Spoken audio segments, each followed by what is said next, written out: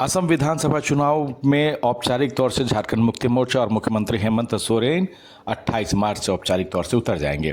उनके जितने भी स्टार प्रचारक हैं, 20-21 स्टार प्रचारक झारखंड मुक्ति मोर्चा ने असम के चुनावी मैदान के लिए बनाए हैं, वो तमाम स्टार प्रचारक 28 मार्च से असम के चुनावी मैदान में हक और हुकूक की लड़ाई जो है आदिवासियों की, वो लड़ने के लिए लगातार कैंपेनिंग करने वाले हैं। मुख्यमंत्री हेमंत सोरेन आज शाम तक असम पहुंच जाएंगे और कोकराझार में उनकी पहली जो है औपचारिक तौर से चुनावी ये रैली होगी, जिसमें अपने कैंडिडेट्स के लिए प्रचार प्रसार करते दिख जाएंगे।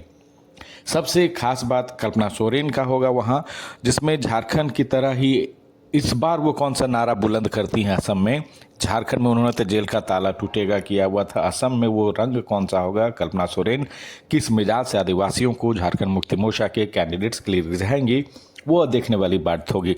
हालांकि इनके जितने भी प्रतिनिधि हैं जो लगातार कैंपेनिंग कर रहे हैं झारखंड मुक्ति मोर्चा के लिए असम में, जिसमें जमुना लिंडा हो, विजय हांसदा हो, विनोद पांडे हो, जितने मनोज पांडे हो, ये तमाम जो इनके प्रतिनिधि हैं जो असम में पिछले 1 से 1.5 महीने से जमे हुए हैं, कैंपेनिंग कर रहे हैं, वो उनका कहना है कि उनके कई प्रतिनिधियों का, उनके कई कैंडिडेट्स का नॉमिनेशन जो है रद्द कर दिया गया है। तो ये एक डर है और उनकी सीधी लड़ाई है। झारखंड मुक्ति मोर्चा का कहना है कि उनकी सीधी लड़ाई जो असम में है वो बीजेपी से है, यानी कि हेमंत वर्सेस हिमंता।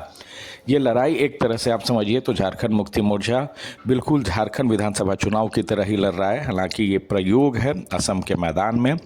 असम में सियासी ज़मीन तलाशने के लिए झारखंड मुक्ति मोर्चा ने 21 जगहों पर अपने कैंडिडेट्स उतारे हैं और ये तमाम जो कैंडिडेट्स हैं, मोस्ट ऑफ जो कैंडिडेट्स हैं वो ट्राइबल समाज से आते हैं, आदिवासी समाज से आते हैं। और इनका मुद्दा जो है असम में, वो पहला मुद्दा है झारखंड मुक्ति मोर्चा का, वो आदिवासियों के हक और हुकूक की लड़ाई लड़ना, चाय बागान के जो आदिवासी हैं उनके लिए। और जो इनके स्टार प्रचारक हैं वो भी अमूमन आदिवासी समाज से ही आते हैं, चाहे जोगा माझी हो, कल्पना सोरेन हो, दीपक बिरुवा हो, विजय हांसदा हो, ये जितने भी लोग हैं सब वहाँ जाके झारखंड मुक्ति मोर्चा के लिए कैंपेनिंग करेंगे।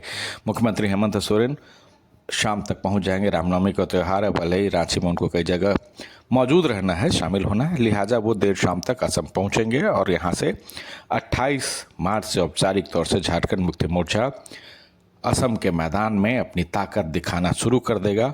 और 20 जो कैंडिडेट हैं उसमें से जेएमएम का मानना है कि उनके कई कैंडिडेट्स का नॉमिनेशन रद्द कर दिया है, लेकिन बावजूद उनको ये विश्वास है कि हिमंता के किला को फतह करेंगे और मुख्यमंत्री हेमंत सोरेन ही फतह करेंगे। और उनके जो स्टार प्रचारक हैं उनके जरिए असम के मैदान में, असम में जीत मिलेगी झारखंड मुक्ति मोर्चा को। ये उम्मीद को लेकर झारखंड मुक्ति मोर्चा अब असम के चुनाव में औपचारिक तौर से उतर रही है।